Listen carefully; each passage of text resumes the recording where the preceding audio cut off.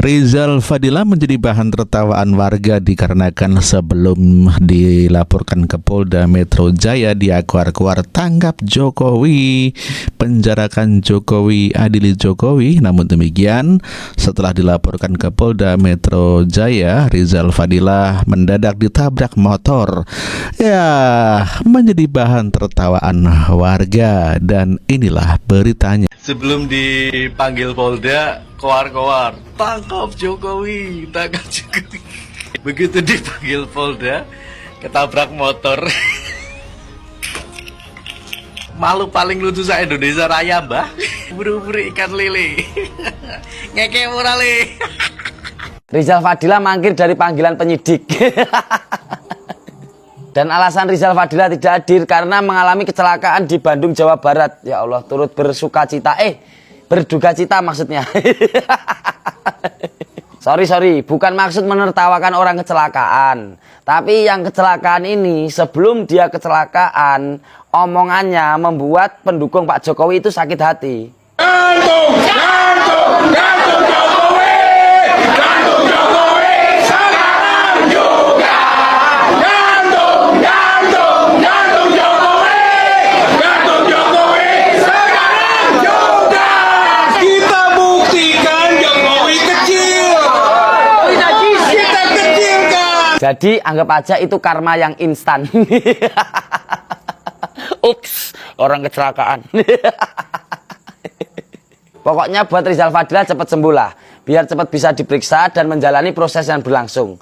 Menurut kalian gimana teman-teman? Rizal Fadila nggak hadir karena kecelakaan.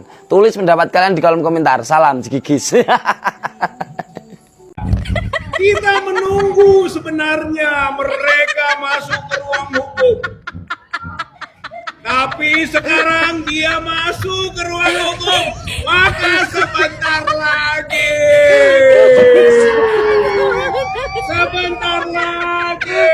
itu skripsi dan itu ijazah secara hukum palsu. Kepada penyidik Polda Metro Jaya bahwa klien kami belum bisa menghadiri panggilan untuk melakukan klarifikasi atas undangan yang disampaikan oleh Polda Metro Jaya Risret Kriminal Umum pada hari ini dikarenakan qadarullah kecelakaan, ditabrak motor. Jadi ada panggilan qadarullah mau hadir tapi kecelakaan dan sampai hari ini sakit, ditabrak motor. Kapan? Kemarin malam. Ya, kemarin malam kecelakaan, ditabrak motor sehingga kami ditunjuk untuk datang begitu. Itu yang pertama terkait ketidakhadiran klien kami yang bernama Rizal Fadila. Dan perlu kami sampaikan kepada seluruh masyarakat bahwa kami tidak hanya menjadi kuasa hukum Bung Rizal Fadila, tapi juga sebagaimana deklarasi yang sebelumnya sudah kami sampaikan di Gedung Joang, kami juga menangani Dr. Tifa, Dr. Rismona Siolansianipa, dan juga Dr. Roy Suryo. Yang kedua, TPUA ini sudah melaporkan ke Bareskrim itu tentang dugaan tadi. Dan ke Bareskrim yang kita sebut dengan pengaduan masyarakat sudah banyak bukti-bukti kita sampaikan. Mana ada TPUA melaporkan.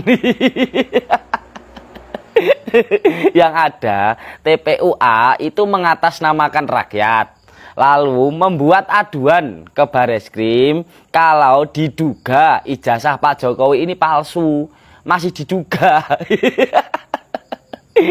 Dan mengatasnamakan rakyat. Itu bukan laporan tapi aduan. Bedakan laporan dan aduan. Kalau laporan, kita membuat laporan ya nama sesuai KTP, alamat sesuai KTP, kita isi tuh formulirnya sesuai KTP kita. Lah itu cuman apa? Atas nama TPUA. Lah TPUA itu siapa? TPUA itu cuman spanduk. Ya masa Bareskrim suruh ngurusin spanduk.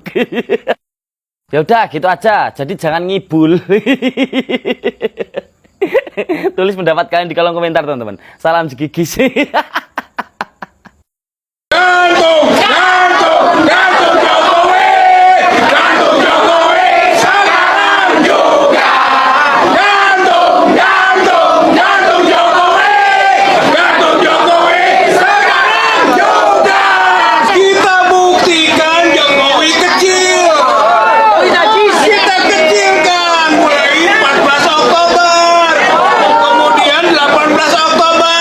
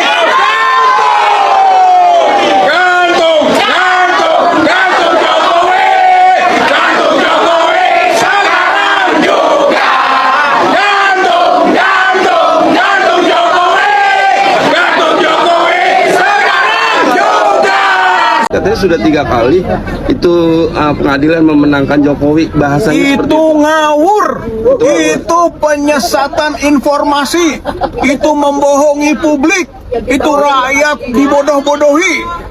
Karena tidak pernah Jokowi menang, tidak ada.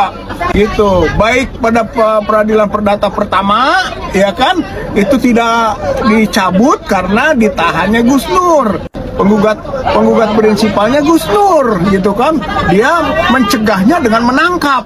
Apa tidak jahat itu, gitu kan? Itu yang pertama, nggak kalah kita. Yang kedua, pidana. Pas pidana di Solo, gitu kan, ternyata kita dimenangkan.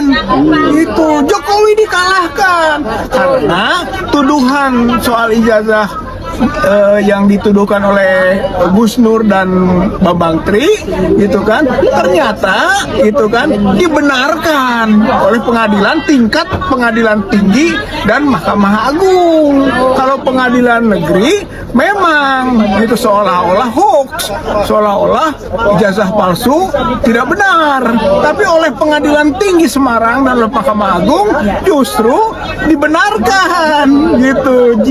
Yang dituduhkan, yang didakwakan dan yang dihukum soal ujaran kebencian, soal ijazah itu nggak disinggung, jadi soal dibenarkan itu oleh pengadilan tinggi dan Mahkamah Agung. Dan yang ketiga, gitu kan, ketika perdata itu NO, Nit Onvangkelek Verklaard, itu tidak diterima. Kalau tidak diterima itu bukan ada yang kalah, nggak kalah kita. Kalau ditolak baru kalah. Ini bukan, nggak ngerti hukum itu namanya si lawyer teh gitu. Kalau ngerti hukum mah NO itu bukan mengalahkan, itu tidak diterima, boleh diulangi, begitu kita bisa masuk lagi. Gitu. Jadi penyesatan informasi, pembodohan rakyat, pembohongan publik, dan itu adalah membolak-balikan hukum. Kehadiran kami gitu kan, TPUA ke DPD juga pemohon juga ikut sertanya DPD gitu kan, mengawal bersama lah gitu. Ijazah Pak Jokowi palsu. Ini dari di UGM kita menemukan skripsi palsu, di Solo kita menemukan ijazah palsu. Itulah yang menambah keyakinan teman-teman semua TPUA bahwanya terus berlanjut gitu sampai pada pembuktian. Analisis penuh oleh 2 ahli kita, ahli digital forensik Dr. Rismon dan ahli telematika Dr. Roy Suryo. Dan kemudian Dr. Roy Suryo dan Pak Rismon tambah Dr. Tipa dan saya itu dilaporkan kan gitu. Mengenai apa yang telah dipertanyakan, ya yang pertama tentu saja legal standing ya. Apa sih kapasitas TPUA mengadukan masalah dugaan ijazah palsunya Joko Widodo? Ya kita menjawab bahwa itu berdasarkan status kita sebagai warga negara. Ya warga negara yang punya posisi berperan serta terhadap proses penegakan hukum. Selalu saja penegakan hukum itu membuka ruang bagi peran serta masyarakat. Kemudian yang kedua juga, apa sih kerugiannya? Gitu. Mungkin dalam peraturan undang-undangan selalu ada kaitan dengan kerugiannya apa. Nah, kalau menurut saya kerugiannya justru kerugian pada seluruh juga bangsa dan negara ini, gitu ya. Karena Joko Widodo seandainya memang akhirnya terbukti berijazah palsu, gitu kan, maka seluruh kebijakannya telah merugikan rakyat. Ya 263 itu adalah pemalsuan surat. Di mana palsunya surat? Kalau menurut saya dalam jawaban, palsunya surat itu adalah skripsi palsu. Itu pasti peran atau pelakunya adalah Joko Widodo. Karena skripsi mah tanggung jawab pribadi yang bikinnya. Kalau palsu berarti tanggung jawab dia. Skripsi gitu yang buatnya, kan gitu. Jadi 263 itu ancamannya 6 tahun loh. Kemudian 264 itu adalah mengenai akta otentik. Gitu. Memalsukan akta otentik. Berarti di sini ijazah. Ijazah masuk klasifikasi akta otentik. Ancamannya 8 tahun. Skripsinya palsu, pasti ijazahnya palsu. Nggak mungkin kalau skripsinya palsu, ijazahnya asli. Itu dari sisi konsekuensi logis. kritis. Lalu yang ketiga 266, yaitu menyuruh memasukkan keterangan palsu kepada akta otentik seolah-olah keterangan itu jadi benar.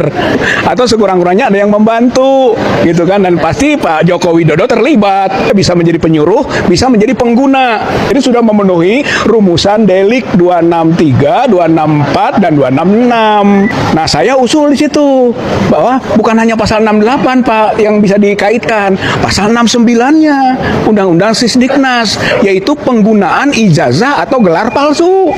Nah, kemudian siapa kira-kira selain Pak Joko Widodo, namanya menurut Bapak, siapa dugaan yang terlibat lagi? Saya mah eksplisit saja, ini pasti akan diduga ada keterlibatan Rektor tahun 1985, Pak Pratikno. Itu luar biasa peran Pak Pratikno ini, dan dia pendukung Pak Jokowi sejak wali kota. Maka patut diduga keterlibatannya dalam proses yang berkaitan dengan skripsi ataupun dengan ijazah Pak Jokowi yang diduga sangat kuat palsu.